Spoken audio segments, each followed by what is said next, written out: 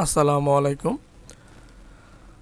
একটি বাঁশের 0.15 অংশ কাদায়, 0.6 অংশ পানিতে আছে। যদি পানির উপরে বাঁশটির দৈর্ঘ্য 4 মিটার হয় তাহলে সম্পূর্ণ বাঁশটির দৈর্ঘ্য কত? আচ্ছা, এটা বাঁশ ধরে নিলাম। এই বাঁশের সম্পূর্ণ অংশ ধরলাম 1।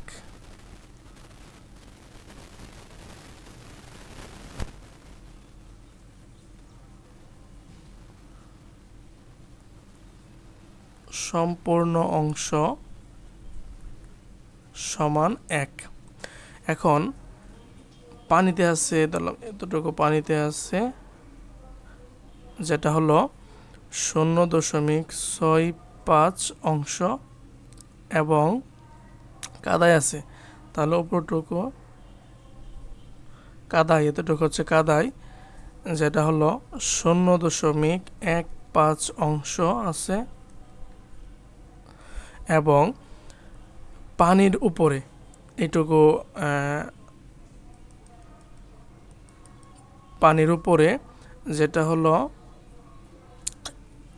4 মিটার, এইটুকুর দৈর্ঘ্য হচ্ছে 4 মিটার। ঠিক আছে, তাহলে এখন আমরা প্রশ্নে উত্তরে আসি।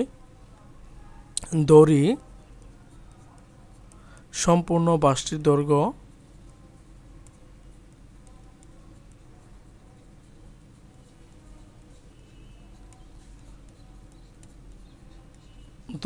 সমান 1 অংশ। ওকে, দেওয়া আছে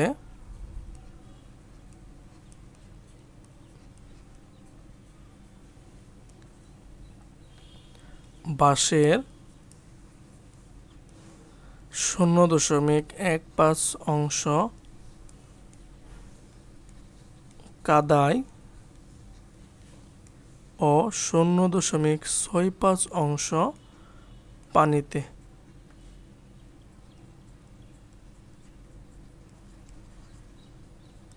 আচ্ছা, তাহলে লিখব যে পানির নিচে আছে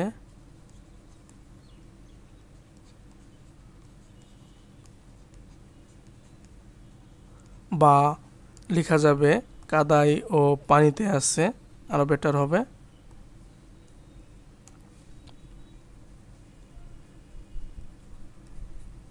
কাদায় ও পানিতে আছে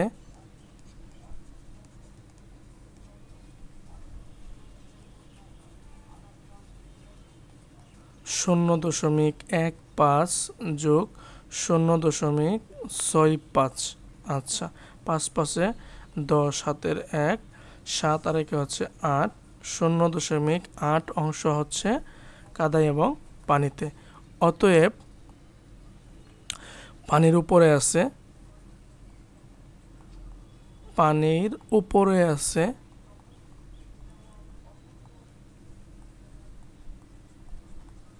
সমান 1 থেকে যদি আমরা বাদ দেই 0.80 এত অংশ।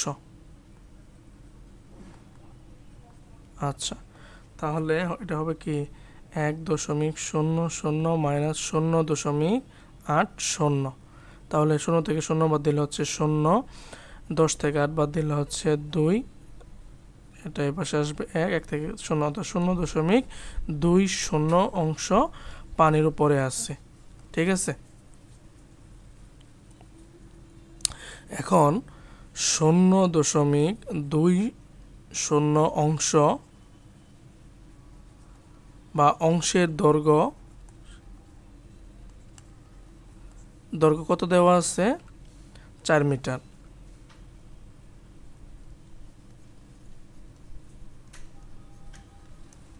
অতএব 1 বা সম্পূর্ণ অংশের দৈর্ঘ্য সমান 4/0.20 মিটার। তাহলে 4 গুণন, আচ্ছা এটা এভাবেও করা যায়, সমস্যা নাই, যে 4 গুণন নিচে পূর্ণ সংখ্যা দিলাম এবং দশমিকের জন্য 1, পরে আরেক দশমিকের জন্য 1, পরে দুইটা সংখ্যা আছে জন্য দুইটা শূন্য সমান 400 ডিভাইডেড বাই হচ্ছে 20 0 0 2 40-এর মধ্যে কতবার 2 বার অর্থাৎ 20 মিটার। ঠিক আছে, এটা আমার কাছে বেটার মনে হয় ভাগ করার চেয়ে।